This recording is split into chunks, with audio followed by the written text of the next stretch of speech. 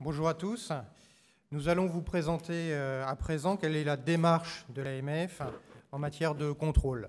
Alors, on ne vous a pas mis les slides dans votre bouclette. On souhaitait que la surprise soit complète, mais vous les aurez en téléchargement par la suite. Nous parlerons donc de la partie relative, nous ne parlerons pas de la partie relative aux enquêtes qui relèvent d'une autre logique de fonctionnement. Les enquêtes sont par ailleurs assurées par des équipes différentes de celles du contrôle. Laissez-moi tout d'abord donc vous présenter Nicolas Patel, directeur des contrôles. Nous allons ensemble vous présenter les grandes lignes du déroulement d'un contrôle, les bonnes attitudes à adopter, ainsi que les enseignements que nous pouvons en tirer. Je prendrai également ma casquette de directeur de la division agrément et suivi, puisque si notre premier métier est celui donc de l'agrément, nous avons aussi un métier qui est celui du suivi, de celui de l'échange sur la matière vivante de la société de gestion, du prestataire de services d'investissement. Et à ce titre, nous pouvons effectivement intervenir dans les échanges, notamment lorsqu'il y a des remédiations, des lettres de suite et les solutions qu'il faut apporter. Notre équipe prend le relais des équipes de Nicolas pour échanger et remédier à ces éléments-là avec vous. Le suivi des sociétés de gestion. Donc vous verrez aussi notamment que nous intervenons dans les phases aussi postérieures. Nous vous présenterons ça par la suite. Peut-être commencer par une vision d'ensemble. Nicolas, si nous regardons un petit peu désormais, si nous rentrons dans le vif du sujet, quelles sont les grandes étapes, quelle est la vision un petit peu globale d'une mission de contrôle à l'AMF? Merci Marc. Alors, après le tunnel réglementaire, ça va être plus simple. Je vous rassure tout de suite, je n'ai pas 100 slides, je n'en ai que 6 et je vais axer mon discours surtout sur des graphiques, donc ça sera plus simple. Donc le premier, le déroulement d'une mission de contrôle, vous avez là un aperçu d'une vision globale du process de contrôle qui va de la proposition de contrôle qui se trouve à gauche du graphique, comment cette proposition arrive et pourquoi nous décidons le lancement de telle ou telle mission, je vais y revenir dans les slides d'après, jusqu'à la présentation du dossier, du rapport et des observations du prestataire au collège via sa commission spécialisée. Alors vous avez là les différentes étapes du contrôle qui relèvent de deux grandes parties. Une partie qui sont les investigations stricto sensus, qui démarre donc avec le lancement de la mission de contrôle qui est décidée par le secrétaire général de l'AMF, qui délivre des ordres de mission aux deux inspecteurs chargés du contrôle, le chef de mission et le co-inspecteur, qui démarrent donc immédiatement leur diligence en rentrant en contact avec la société et en proposant très vite un premier entretien de telle sorte de bien comprendre l'organisation et le fonctionnement de la société.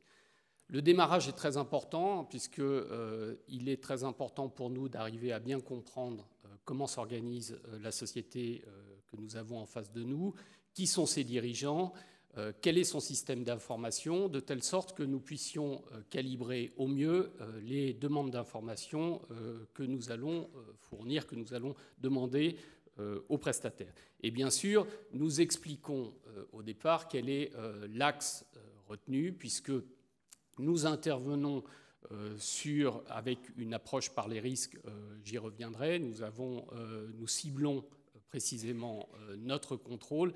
Nous ne sommes pas dans une démarche d'audit généralisé du prestataire et donc il est important au départ de bien expliquer aux prestataires, à ses représentants, quelle sera notre démarche et ce que nous attendons justement dans cette phase d'investigation.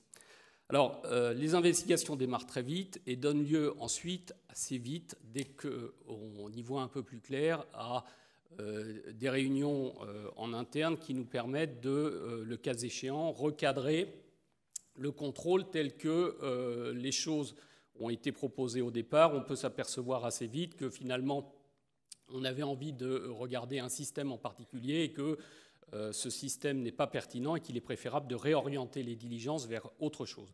Donc on le fait à l'occasion de la note d'étape, qui est un processus interne qui nous permet à ce moment-là d'échanger avec les équipes et d'affiner le calibrage de départ, si tant est qu'il faille l'affiner. En tout cas, au moment de la note d'étape, nous avons en principe déjà une bonne idée de ce que nous avons en face de nous et les diligences ont été en grande partie faites et nous voyons a priori à cette étape-là quel pourrait être déjà l'atterrissage de la mission. Alors, je n'ai pas parlé des délais, c'est souvent quelque chose qui intéresse tout le monde, nous les premiers. Il faut voir que cette partie, ce début d'investigation, doit se faire dans des délais très contraints.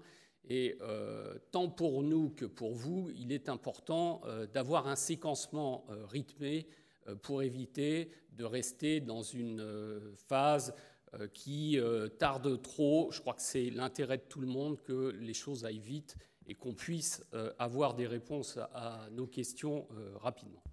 Après la note d'étape, nous finissons les investigations que nous nous sommes proposés de faire et nous arrivons au débriefing. Le débriefing, c'est en réalité la fin de l'atterrissage de la mission, j'allais dire la fin des investigations. C'est à ce moment-là que nous revoyons les représentants du prestataire et que nous leur exposons les faits et les éléments de droit, les manquements éventuels que nous avons relevés dans le cadre des diligences qui ont été effectuées. Nous en discutons avec les représentants, ce débriefing se tenant, et je vais y revenir aussi sous une forme, de façon très formalisée, c'est une audition de débriefing qui se passe dans les locaux de l'AMF. Et tout ceci se passe sur procès-verbal, de telle sorte qu'on puisse documenter tout ça dans les pièces du contrôle. Enfin, et c'est la fin de ce que j'appelle la période d'investigation, nous envoyons le rapport au prestataire et nous attendons de lui des réponses à ce rapport. Et c'est le démarrage de la phase dite de droit de réponse. Normalement, le texte dit qu'à l'issue de la réception du rapport de contrôle, le prestataire a au minimum 10 jours pour répondre à ce rapport et faire ses observations. Dans la pratique, nous donnons la plupart du temps 1 mois au prestataire pour pouvoir faire ses observations. À l'issue des observations, nous réunissons nos constats et les observations du prestataire dans un tableau en 3 dimensions dans lequel on met à la fois nos constats et nos qualifications et donc les réponses du prestataire et nous concluons. Enfin, tout ça est présenté à la commission spécialisée du collège, le rapport et les observations qui décident des suites à donner. Alors, les suites, il y a 2 types de suites.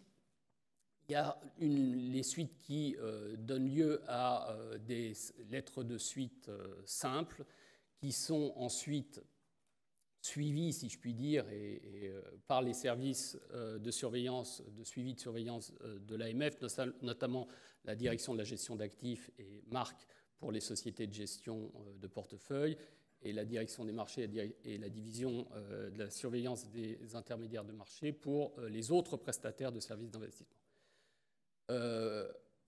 Nous pouvons également proposer au collège, lorsque nous avons relevé des manquements graves, qu'une notification de grief, donc une mise en cause du prestataire, soit faite. Donc là, il y a à ce moment-là 2 possibilités. La première, dont on a déjà parlé ce matin, qui est une possibilité qui est aujourd'hui de plus en plus utilisée, qui fonctionne très très bien, c'est la proposition d'entrée en voie de composition administrative qui a de nombreux mérites, et j'y reviendrai, qui permet notamment une remédiation rapide des manquements observés. C'est aujourd'hui une voie, lorsque le collège estime que la mise en cause du prestataire doit être prononcée, la voie de la composition administrative est de plus en plus privilégiée. Enfin, lorsque les manquements sont avérés, le collège, sont graves, le collège décide de saisir sa commission des sanctions, et donc le président de la commission des sanctions affecte un rapporteur qui instruit le dossier. Alors, nous pouvons également, et ça ne figure pas sur ce slide, transmettre le rapport de contrôle, les observations ou certaines pièces à des tiers, des autorités tierces, notamment Tracfin, avec laquelle nous travaillons beaucoup avec Tracfin, le parquet, lorsqu'il y a des faits qui pourraient être susceptibles d'être qualifiés pénalement, mais également des autorités françaises ou étrangères tierces qui pourraient avoir un intérêt à avoir une lecture de notre rapport. Donc effectivement, et là votre rôle s'arrête, puisque quelles que soient les suites, entre guillemets, vous n'avez pas vocation à accompagner le dossier au-delà de ce moment-là. Donc il y a effectivement soit une saisine de la commission des sanctions, soit une lettre de suite, soit une composition administrative. Dans la lettre de suite ou la composition administrative, donc vous rentrez du coup en relation avec les services de l'AMF. Là encore, la direction de la gestion d'actifs ou la direction des marchés va être votre interlocuteur privilégié pour, comme je le disais tout à l'heure, pour lever les difficultés qui ont été soulevées éventuellement à la lettre de suite et échanger jusqu'à ce qu'on remédie définitivement aux problématiques soulevées. Les services aussi, direction des marchés ou direction de gestion d'actifs, peuvent également aussi épauler notre direction des affaires juridiques lorsqu'on est dans une situation de composition administrative, puisqu'on va les aider techniquement à apprécier si effectivement les remédiations dans le cadre de la composition administrative sont recevables et si les choses peuvent être clôturées en l'état. Nous verrons plus tard quelques chiffres sur les pourcentages, les lettres de suite, les compositions administratives et les notifications de griefs. Alors, si les textes prévoient de façon assez formelle les contrôles, néanmoins, vous avez souhaité vous doter d'une charte du contrôle. Alors, quelles sont un peu les grandes lignes de cette charte et quelles sont les bonnes attitudes à avoir lors du début, lors du lancement d'un contrôle? Alors, d'abord, la charte, elle a été mise en place il y a déjà une dizaine d'années. La première charte date de 2007. Cette charte de 2007 a été actualisée en 2012. Elle renforçait notamment en 2012 un certain nombre de choses, notamment les droits de la défense du psy et des personnes susceptibles d'être mises en cause, puisque à cette époque, une grande partie d'ailleurs des pouvoirs des contrôleurs, après la mise en place de la transaction, la composition administrative, ont été alignés sur les pouvoirs des enquêteurs. Donc les apports majeurs concernent, dans la charte de 2012, actualisée à nouveau en 2014, principalement le formalisme des actes. À compter de 2012, nous avons mis en place un certain nombre d'actes très formalisés qui n'existaient pas auparavant, notamment des actes comme les auditions, les procès-verbaux de constat et tout type de procès-verbaux. Il faut comprendre qu'à partir de ce moment-là, nous sommes rentrés dans une logique un peu différente de la logique que nous avions jusqu'en 2011, où nous avons, à partir de ce moment-là, tout documenté, ce qui n'était pas le cas précédemment, ce qui, le cas échéant, lorsque le collège décide ou décidait la mise en cause du prestataire permettait d'avoir et permet d'avoir un dossier robuste pour l'éventuelle instruction qui se passe après la mise en cause du collège, du prestataire par le collège. La charte, donc, comme je le disais, a été de nouveau mise à jour fin 2014, à nouveau pour tenir compte de certaines évolutions réglementaires, notamment le droit de com à l'égard de toute personne. Jusqu'en 2013-2014, nous n'avions pas, les contrôleurs n'avaient pas un droit de communication à l'égard de toute personne. Nous faisions ce qu'on appelait des demandes au tiers pour vérifier simplement les informations que nous communiquait le prestataire contrôlé. Donc depuis 2014, nous avons ce droit de communication pour toute personne, tout comme les enquêteurs. Et donc la mise à jour de la charte de 2014 l'a prévu. Nous sommes d'ailleurs en train de réfléchir à une mise à jour qui devrait intervenir de cette charte à nouveau au deuxième semestre de l'année 2017 pour notamment tenir compte des nouvelles dispositions, notamment celles auxquelles Laure a fait référence dans la loi Sapin 2 sur le manquement d'entrave. Donc l'objectif de cette charte, c'est très important, cette charte, puisque finalement, il est de préciser les principes de bonne conduite qui sont suivis par les personnes en charge du contrôle et le comportement attendu, le comportement que nous attendons des personnes qui sont sollicitées, c'est-à-dire des prestataires et de leurs représentants. La charte énonce un certain nombre de grands principes, mais elle repose, en tout cas pour les inspecteurs de l'AMF, je dirais les deux principes fondamentaux sont des principes de loyauté et de proportionnalité qui se doivent d'être respectés par les inspecteurs. Alors, je dirais aussi qu'il est très important, quand on voit la slide qui est là, de respecter plusieurs choses. Lorsque les inspecteurs démarrent leur mission, ils donc s'entretiennent avec les dirigeants de la société contrôlée. Il est important que la société contrôlée nomme à ce stade, dès le départ, un interlocuteur qui va rester l'interlocuteur de la mission pendant toute la durée de la mission.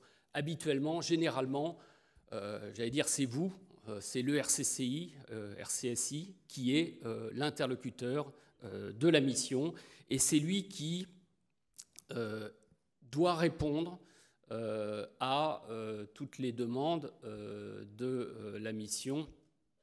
Il doit le répondre de manière complète et diligente ou orienter les inspecteurs vers les personnes susceptibles de répondre correctement aux demandes qui sont formulées. Alors du côté des inspecteurs, du côté de la mission de contrôle, il est clair qu'il est très important que nous puissions vous donner dès le départ et tout au long des investigations, dès qu'on affine un peu notre vision de la société, que nous vous donnions de la prévisibilité sur les délais, notamment. J'en ai pas parlé dans mon slide de départ, des délais, puisque formellement, nous n'avons pas de délai particulier à respecter, mais j'insiste beaucoup sur le fait qu'il est très important que les missions de contrôle s'enchaînent et se fassent dans des délais réduits et contraints. C'est important pour les personnes contrôlées et c'est important pour les inspecteurs. Une mission qui s'enlise génère des tensions, crée des frustrations et c'est jamais très bon. Donc notre intérêt, et vous devez partager le même, c'est que la mission aille le plus vite possible. On entend souvent que pendant la mission, la société est perturbée, qu'elle est empêchée, qu'elle ne peut pas faire son activité normalement, que l'activité commerciale est perturbée. Donc pour toutes ces raisons, on essaye bien évidemment de tout faire pour que la bonne marche de la société soit le moins possible entravée, mais on a évidemment besoin d'obtenir des réponses à nos questions et on a bien sûr pour objectif que tout ça aille très vite. On note de coup que dans les clés de succès, donc c'est vraiment la compacité, on va dire, de l'intervention du contrôle pour que ça gêne le moins les sociétés. Peut-être si on regarde maintenant les actes, ce qu'on décrit là dans notre slide, les actes de base, quelles sont un petit peu les caractéristiques et quels sont les grands moments et étapes de ces contrôles. Peut-être si nous prenons le premier qui concerne la collecte des données, quelle forme prend-elle? Quels sont les éléments qui peuvent être captés par les missions de contrôle, Nicolas? Alors, comme je l'ai dit, nous avons le pouvoir de collecter tout document auprès de toute personne. Habituellement, les demandes de renseignements, les demandes de documents se font au début de la mission. On essaye, je le dis, d'adapter les demandes qu'on fait à la société contrôlée.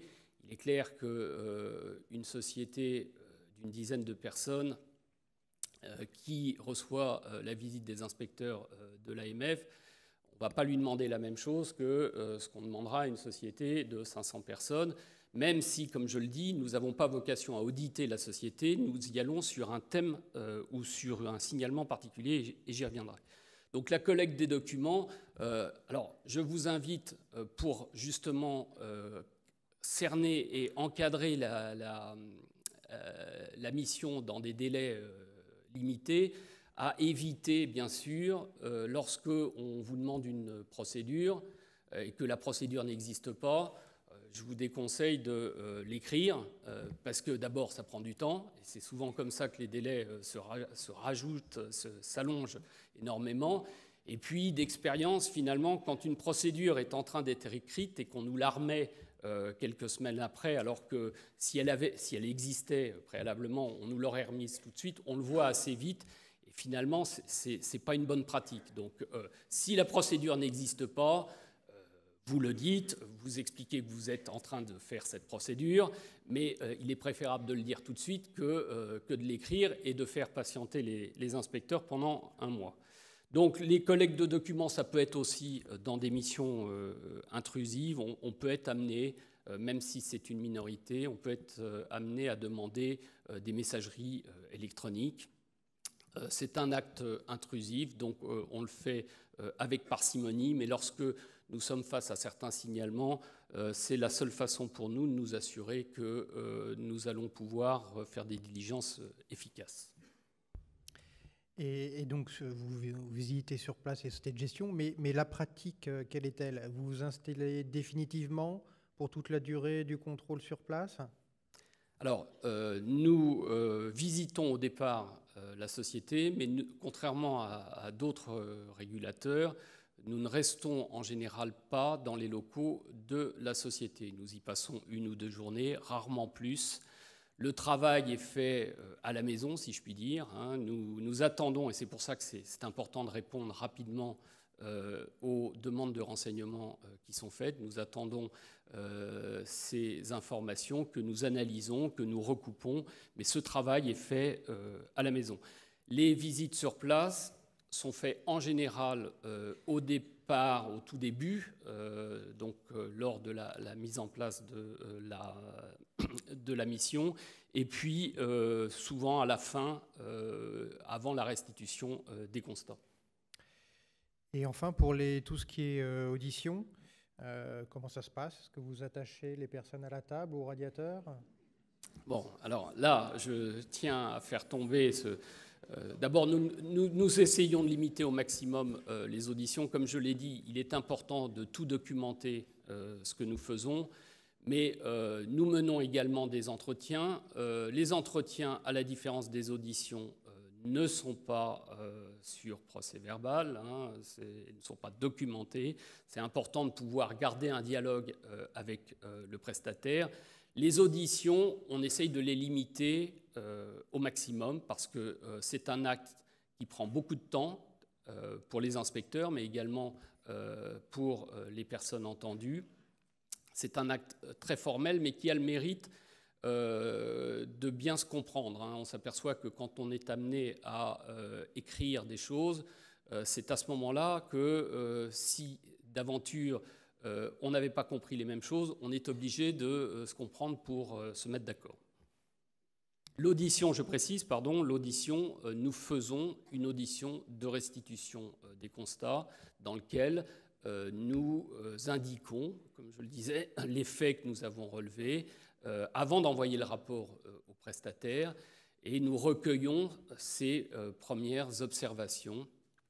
Ça, nous le faisons toujours dans certains cas, et nous y réfléchissons actuellement. Dans certains cas, nous souhaitons pouvoir offrir la possibilité à la personne contrôlée d'être entendue lors de la restitution, non pas sous forme d'audition, mais sous forme d'entretien. Mais ça restera des cas limités. Et enfin, une question qui est sur toutes les lèvres. Pourquoi moi ? Pourquoi est-ce que j'ai été choisi ? Alors, bon, on a deux types de contrôles. Les premiers qui sont des contrôles thématiques, qui sont des contrôles où le choix du prestataire est un choix purement aléatoire. Ça reste une grande partie de nos contrôles, et donc là, c'est le tirage au sort, j'allais dire. Bon, bien sûr, une société qui n'a pas été visitée depuis un certain temps et qui est d'une taille significative, elle a plus de chances d'être dans le tirage aléatoire. Bon, ça c'est dans l'approche dite sur le thématique. On a une autre démarche qui est une démarche, j'allais dire, sur signalement, hein, toujours. Dans le cadre d'une approche par les risques, nous avons des moyens limités. Nous faisons entre 35 et 40 contrôles par an, ce qui est très peu rapporté à une population de plus de 1000 prestataires. Je ne parle même pas des CIF que nous contrôlerons. Donc moins de 4% de la population chaque année. Donc nous sommes obligés d'adopter une approche par les risques. Alors, le deuxième type de contrôle, à compter des contrôles thématiques, donc qui sont purement aléatoires, ce sont des contrôles sur signalement. Nous recevons un certain nombre de signalements, à la fois des signalements de notre plateforme EIS, des commissaires aux comptes, des dépositaires, d'autorités tierces en France et à l'étranger. Nous étudions tous ces signalements. Chaque semaine, nous recevons un nombre important de signalements et nous recoupons les informations que nous avons avec les informations disponibles en interne dans les directions de l'AMF et notamment la direction de la gestion d'actifs. Marc nous aide beaucoup et ses services nous aident beaucoup dans ce cadre-là. Alors, pardon, j'ai oublié de préciser quelque chose en revenant, parce que ça, c'est aussi un point très important. Si on revient juste... ce qui est très important, c'est la notion de l'approche homogène. Ce qui est très important pour nous, c'est qu'il y ait une même règle du jeu pour tous. On peut être amené à constater un manquement particulier lors d'un contrôle, alors même qu'on avait ouvert ce contrôle pour des raisons différentes. Dans ce cadre-là, il est important pour nous de nous assurer que cette pratique déviante, ce manquement, de voir comment les autres sociétés qui font le même métier abordent cette pratique. Et justement de faire en sorte qu'il y ait, je le redis, et c'est un point très important, une même règle du jeu pour tous. Donc sur cette volonté de saine concurrence, nous passerons à quelques chiffres.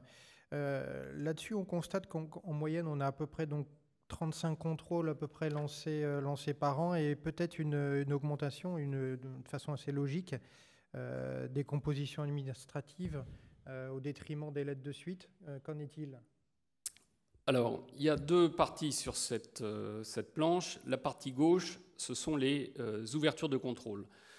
La partie droite, ce sont, j'allais dire, les clôtures, en réalité les suites et la forme des suites. Si on regarde la partie gauche, on voit une légère décroissance optique entre 2015-2016. Donc, en moyenne, nous faisons chaque année entre 35 et 38 contrôles, donc des trois populations, sociétés de gestion, autres prestataires de services d'investissement et CIF.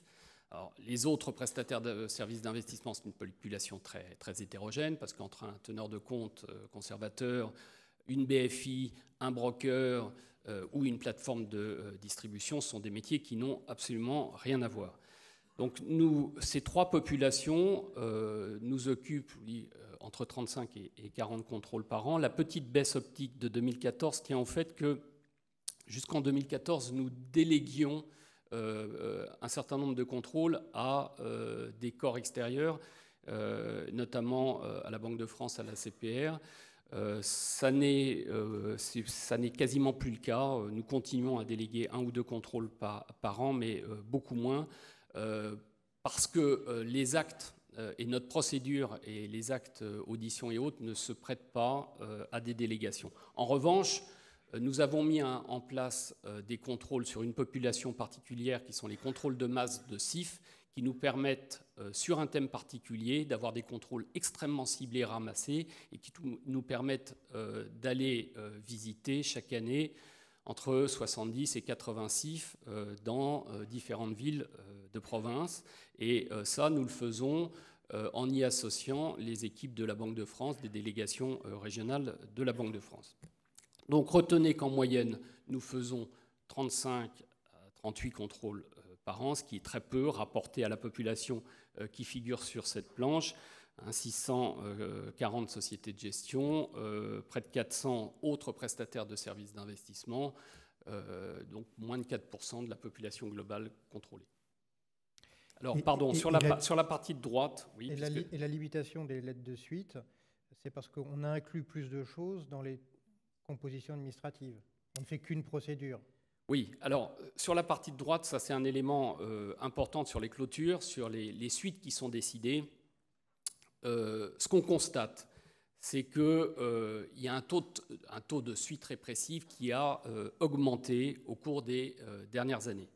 Nous en sommes arrivés en 2016 à un taux de suite répressive d'environ 50%. C'est-à-dire que dans un cas sur deux, le collège, qui a donc vu le rapport et les observations du prestataire, a décidé de notifier des griefs aux prestataires. C'est dans ce cas sur deux, ensuite, et on le voit bien en 2016, ça représente 18 notifications de griefs, dont une moitié a donné lieu à une proposition d'entrée en voie de composition administrative qui a été acceptée par le prestataire, et une moitié a été renvoyée directement devant la commission des sanctions. Alors pour répondre à Marc, la transaction, et je pense que c'est un point important, on considère aujourd'hui la transaction, c'est 2011, c'est la LRBF de 2010 avec le décret de 2011, ça a maintenant presque 6 ans. C'est un grand succès. Enfin, nous, on considère qu'on arrive à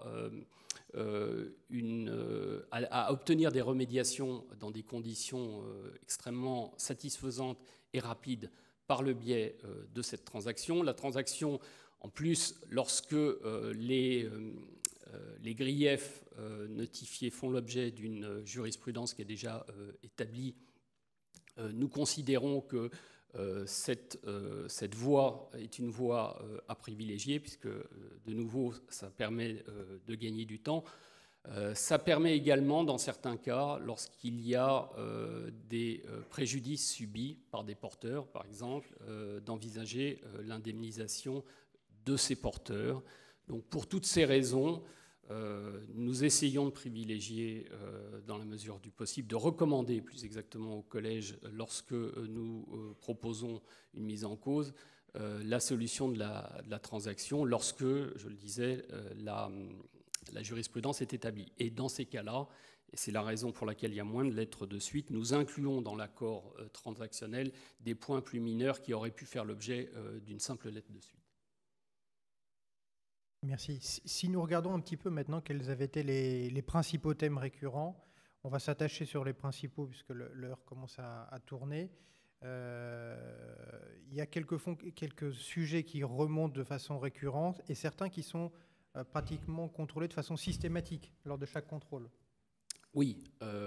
Alors, j'allais dire la conformité. La première chose, c'est la conformité et le dispositif de contrôle interne. C'est très important pour nous, à chaque fois, de regarder s'il y a un dispositif de conformité de contrôle interne qui tient la route, qui est robuste, avec des procédures qui sont adaptées à la société.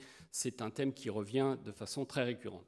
Plus particulièrement en 2016, ce que nous avons regardé, nous sommes de plus en plus face à des marchés très illiquides et de plus en plus illiquides. Et donc, nous sommes, j'allais dire, préoccupés par cette question de la liquidité et nous regardons les classes d'actifs illiquides, le non coté, le private equity et la question des dispositifs de valorisation dans des gestions non cotées. Également l'obligataire. L'obligataire est un marché très, très illiquide. Nous regardons les dispositifs de valorisation sur l'obligataire, mais ça peut être aussi, par exemple, l'immobilier.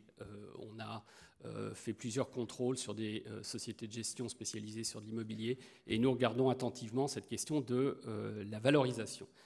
Deuxième point, ce qu'on a beaucoup vu aussi en 2016, c'est la question des frais.